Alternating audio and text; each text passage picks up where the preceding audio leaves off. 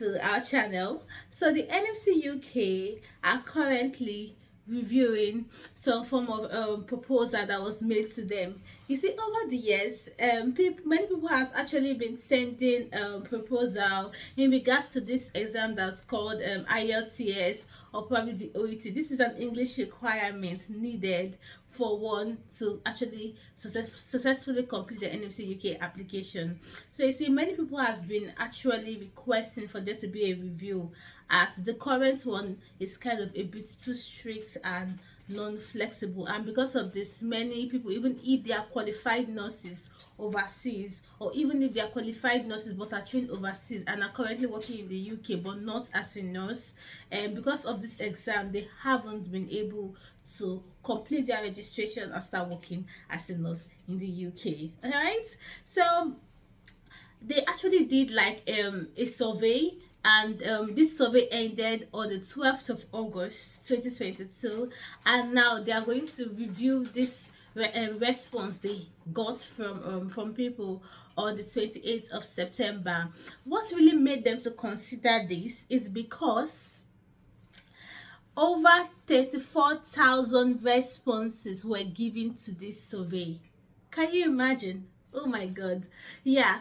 And this is actually rare because over the past 10 over the past decades, even if they've been this kind of request to review it, it's not been this amount. Like, they have 34,000, and being a very organized and unique body, which they are, and they are very considerate, wanting to be patient focused and also nurses focused as well, they've decided to do this meeting in regards to this. So now I'm going to be looking down, so I'm going to be properly guided, you understand, and we won't just jump from one stage to another, and then I will be able to give you authentic and valid points, okay, and information. So stay tuned. And this is the Express channel. Don't forget where things are kept real. Don't forget to subscribe and also hit the notification bell. Whenever videos like this are uploaded, you will be among the first ones to be notified. So stay tuned and let's get started. Welcome back, guys.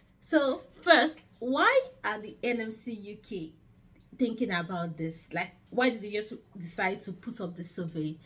One of the major reasons why they decided to do this is because in the UK, most people that are working as healthcare assistants are actually nurses are abroad. Like, they are overseas trained nurses, but because they haven't passed this IELTS exam or probably the OET, they just have to be stuck with doing healthcare assistant job. I'm not saying healthcare assistant job is a bad job, but obviously they were nurses back home, and I'm sure most of them would like to have actually continued what they were doing, but because of them not meeting the standards set by the NMC UK, they haven't been able to do this. And these people are actually brilliant. We're talking of the Philippines, we're talking of the Indians, even the Pakistan, so many from different parts of the world, even Nigeria, even Ghana, Zimbabwe, South Africa, and because they've not been able to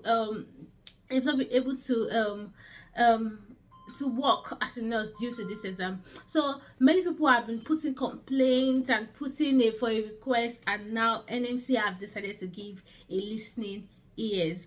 Also, people from out of the countries have, like, overseas, like people back home, both in Nigeria and the rest of them, have also been sending a request down, saying that, oh, they are close to the mark, but because they haven't met, let's say some girls got 6 or got 6.5, but because they didn't get like 6, sorry, because they are not up to 6.5 just in one module, then they have to start writing the whole exam all over again.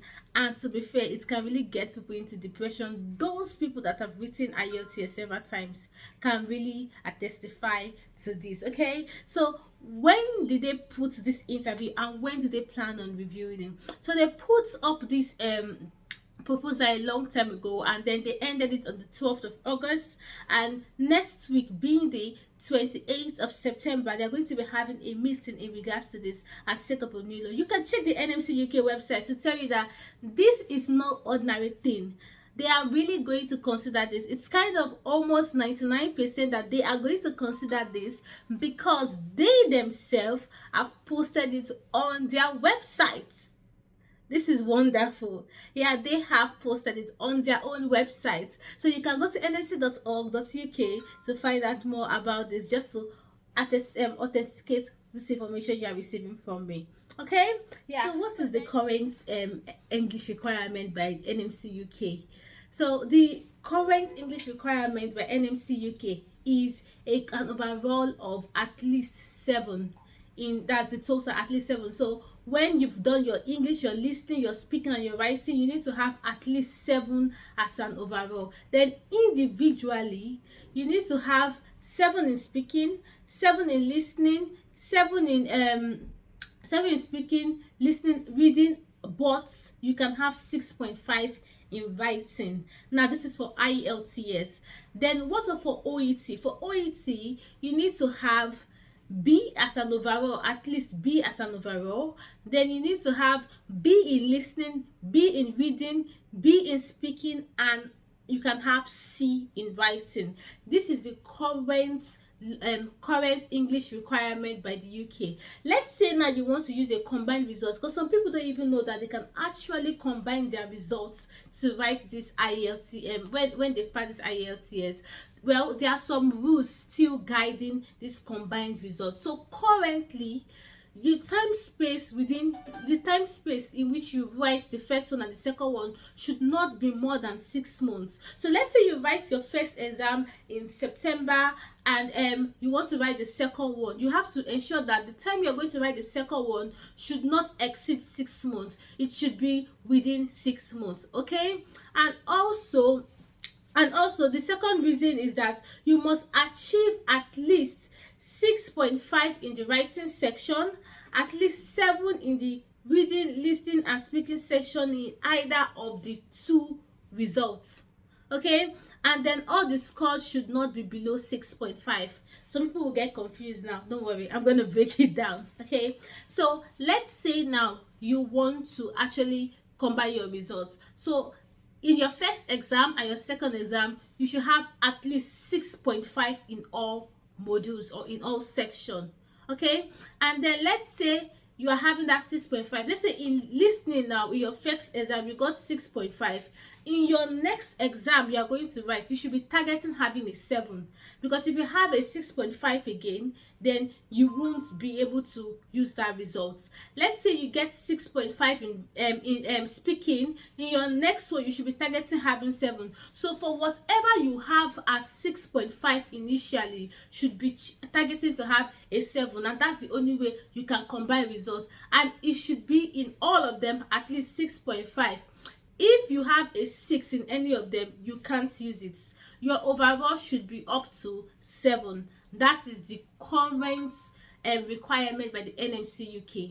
Alright? Yeah? And then same thing for OET. You need to have the least you can have is, let's say, a C in listening, a C speaking, and then if you're having a C in the previous exam, you should be targeted to have a B in the next exam, being the listening of the speaking version, and an overall should be a B.